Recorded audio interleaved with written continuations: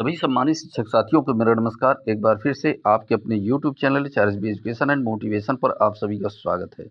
साथियों, promotion updates आया हुआ है। बेसिक शिक्षा सचिव महोदय का आदेश जारी हुआ है, जो 8 मई के बाद जारी होने की वरिष्ठता सूची की संभावना है।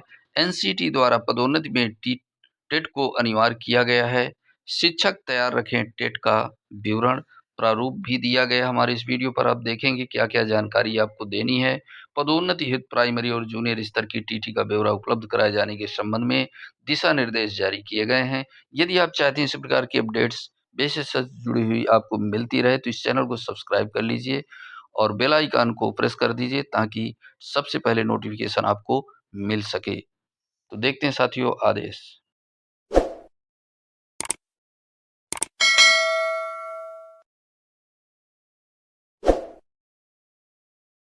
साथियों देखिएगा, प्रसिद्धि प्राथमिक स्कूलों में कार्यरत सहायक अध्यापकों के प्रमोशन में शिक्षक पात्रता परीक्षा पास होने का नियम लागू रहेगा।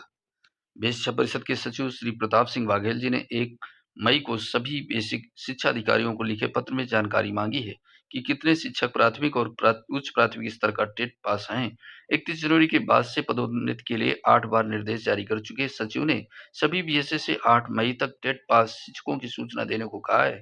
वहीं दूसरी ओर हाई कोर्ट में सचिव के 1 मई के पत्र का संज्ञान लेते हुए प्रतापगढ़ के शिक्षक राहुल पांडे की ओर से दाखिल याचिका बुधवार को निस्तारित की। हाईकोर्ट ने राष्ट्रीय अध्यापक शिक्षा परिषद एनसीटी की ओर से समय समय पर जारी गाइडलाइन के अनुसार पदोन्नति करने के आदेश दिए हैं। इससे पहले भी हाईकोर्ट की लखनऊ बेंच ने पीयूष पांडे एवं अन्य के मामले में 27 फरवरी को एनसीटी के नियमों का के आधार पर पदोन्नति के आदेश दिए थे, जिसका अनुपालन नहीं हो रहा था। हाईकोर्ट ने राष्ट्रीय अध्यापक शिक्षा परिषद एनसीटी की ओर से समय समय पर जारी गाइडलाइन के अनुसार पदोन्नति करने के आदेश दिए हैं। इससे पहले भी हाईकोर्ट के लखनऊ बेंच में पीयूष पांडे की याचिका दाखिल की गई थी। 1 महीने बढ़ा दी सेवा की अवधि। सचिव ने जिला स्तर पर तैयार शिक्षकों की जो सूचना 8 मई तक अपडेट करने के निर्देश दिए हैं। नियमानुसार 5 साल की सेवा पूरी करने के बाद प्राथमिक स्कूलों के सहायक अध्यापकों का प्रमोशन होना चाहिए। पूर्व के पत्रों में 31 मार्च 2023 तक सेवा पूरी कर रहे शिक्षकों की सूचना मांगी गई थी। 1 मई के पत्र में 30 अप्रैल तक सेवा के 5 वर्ष पूरे कर रहे शिक्षकों की सूचना देने को कहा गया है।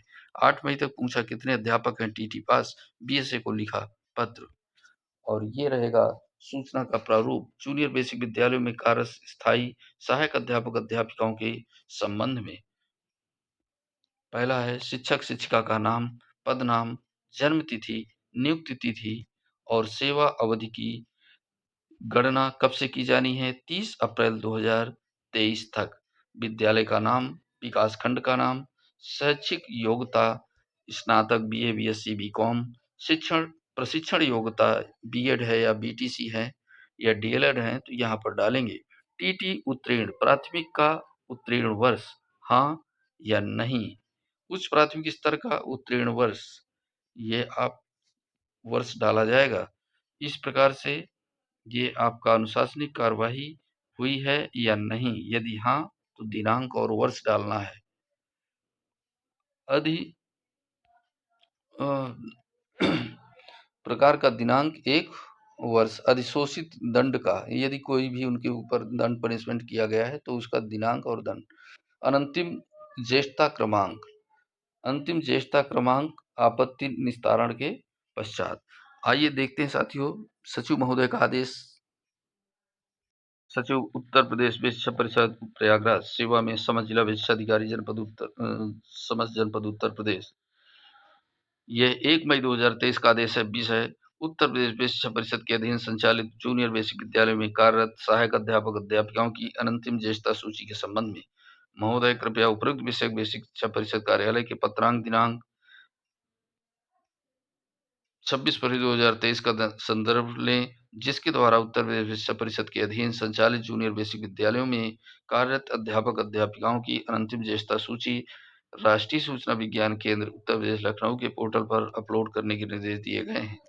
इस संबंध में निर्देशित किया जाता है कि जनपद स्तर पर तैयार की गई जूनियर बेसिक विद्यालयों की कार्यरत सहायक अध्यापक अध्यापिकाओं का विवरण संलग्न प्रारूप पर दिनांक 8 मई 2023 तक परिषद कार्यालय को उपलब्ध कराना सुनिश्चित करें। मोदी श्री प्रताप सिंह बाघेल, सचिव उत्तर प्रदेश शिक्षा परिषद प्रयागराज उत्तर प्रदेश। ये साथियों विवरण जो मैंने आपको बताया उस प्रकार से अपलोड कराना है, ब्यौरा देना है, टीटी पास है या नहीं है, उसी प्रकार से जो पदोन्नति की ज्येष्ठता सूची निर्धारित की जाएगी। यदि आप चाहते हैं इस प्रकार की अपडेट्स आपको मिलते रहें तो इस चैनल को सब्सक्राइब कर लीजिए। वीडियो उपयोगी लगा हो तो वीडियो को लाइक कीजिए, साथियों को शेयर कीजिए। नए वीडियो के साथ मिलेंगे, तब तक के लिए जय हिंद, जय भारत, वंदे मातरम।